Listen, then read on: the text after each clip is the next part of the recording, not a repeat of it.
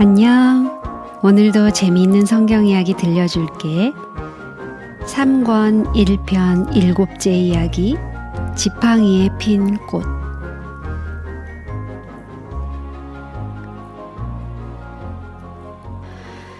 반역은 끝이 났어요. 땅에 삼키워 죽은 고라와 다단, 아비람의 가족과 불에 타 죽은 250명의 지도자들 외에도 거의 15,000명이 연병으로 목숨을 잃었어요. 남은 사람들은 매우 놀라며 살아남은 것을 감사히 생각했어요. 이번 사건은 그들이 40년 동안 가나안에 들어갈 수 없다는 말을 듣고 너무 실망했기 때문에 터진 것이었지만 사실상 그것은 오랫동안 모의해온 것이었어요. 아마도 아론이 대제사장이 되고 그의 사촌인 고라가 그를 시기하는 순간부터 그랬었는지도 몰라요. 그는 다른 레위인들에게 아론을 비방함으로써 언젠가는 그의 자리를 뺏을 수 있다고 생각했어요. 다단과 아비람도 그렇게 생각했어요. 그들은 모세가 지도자인데 자기들은 아무것도 아니었기 때문에 그를 시기했어요. 그들도 역시 반역이 드러나기까지 싸움을 선동해 왔었어요. 비록 그들은 죽었지만 남아있는 사람들이 과연 올바로 깨달았을까요? 그들이 모두 모세와 아론을 하나님께서 세우신 지도자로 생각하고 있을까요? 잠깐 동안은 그런 것처럼 보일지 모르지만 누가 그걸 믿을 수 있겠어요? 너무나 많은 레위인들이 심한 벌을 받았기 때문에 많은 사람들은 혹시나 하나님께서 그들에게 성막에서 봉사하지 못하게 하시지는 않을까 하고 의심했어요. 하나님께서는 그분의 뜻을 뚜렷이 나타내시려고 모세에게 명령하셨어요. 12지파의 지도자들에게 각각 지팡이를 가지고 회막으로 나오게 하라는 것이었어요.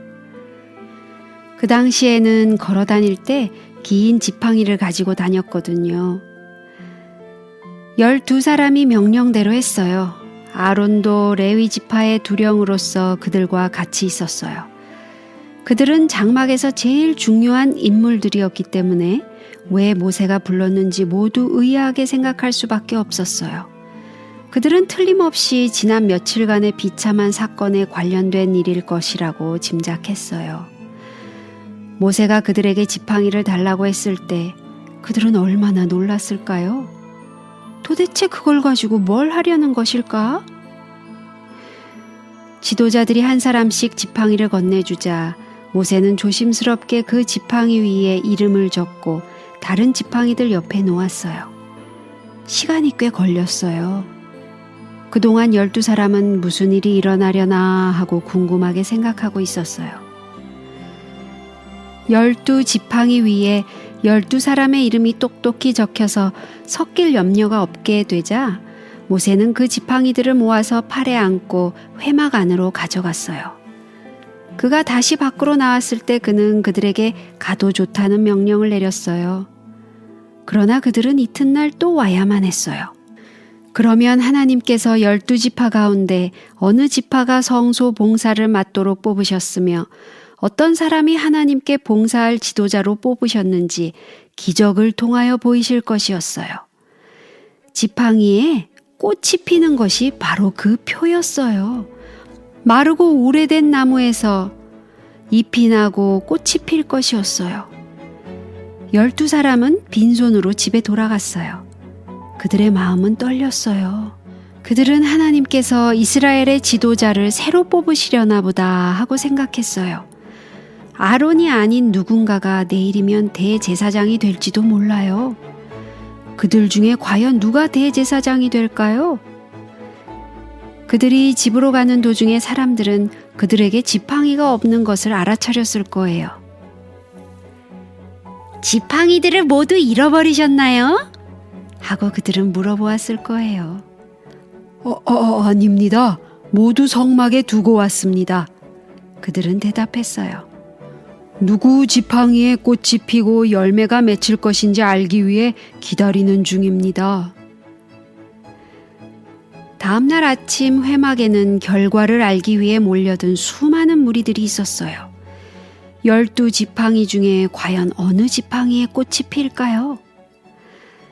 12 지도자가 도착했을 때 모세가 회막으로 들어갔어요. 모세도 그것을 보고 깜짝 놀라지 않을 수 없었어요. 왜냐하면 한 지팡이에 싹이 나고 꽃이 피었을 뿐만 아니라 잘 익은 살구까지 달려 있었거든요. 그는 12 지팡이를 밖으로 가져갔어요. 밤 사이에 꽃이 피고 열매가 열린 나무로 변한 지팡이를 보았을 때 사람들은 얼마나 놀랐을까요? 누구의 지팡이입니까? 하고 그들은 외쳤어요. 와서 보라. 모세가 말했어요.